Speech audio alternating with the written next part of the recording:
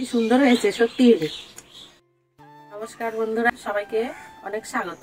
আজকে আমি যে রেসিপিটি তৈরি করব সেটি আলু আর চিড়া দিয়ে পকোড়া। তো নিয়েছি এখানে চিড়ে নিয়েছি, আলু, সিদ্ধ আলু, তেল, পেঁয়াজ, রসুন, লঙ্কা কুচনো, লবণ, চালের গুঁড়ো, বেসন, হলুদ। আমি চিড়ে ধুয়ে নেব।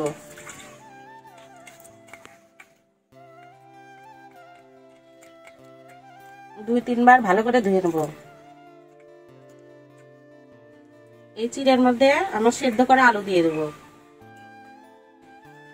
এখানে দিব পেঁয়াজ, পরিমাণ মতো লবণ দিব,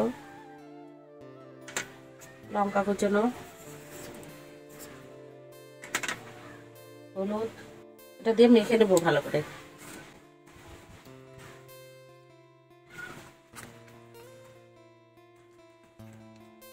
রসুন বাটা, বেসন, চালের গুঁড়ো, এই সব উপকরণ দিয়ে আমি ভালো করে মেখে নেব।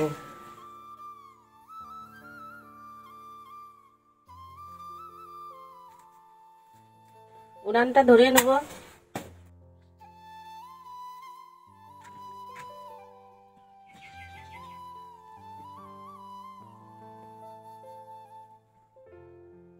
কড়াই বসিয়ে দেবো। কড়াই গরম হয়ে গেছে, তেল দেবো।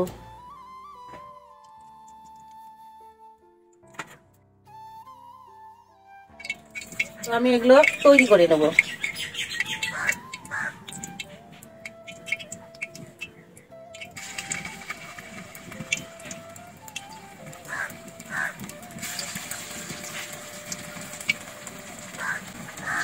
আমি এইভাবে বানাচ্ছি, আপনারা আপনাদের ইচ্ছে মতো বানাবেন।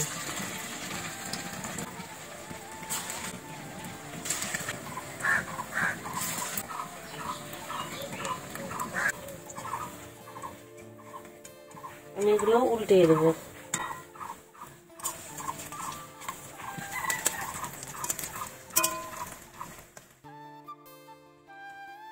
বড়াগুলো লাল লাল করে ভেজে নেবো।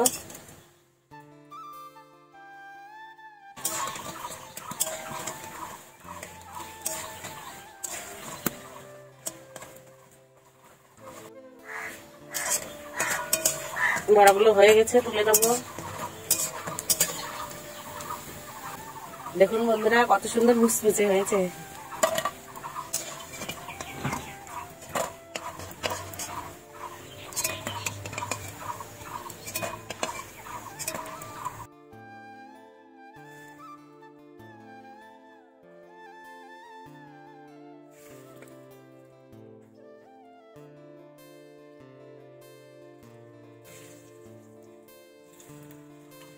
ভাজার সময় খুবই নরম, ভাজা হয়ে গেলে একদম মুচমুচে হয়ে যায়।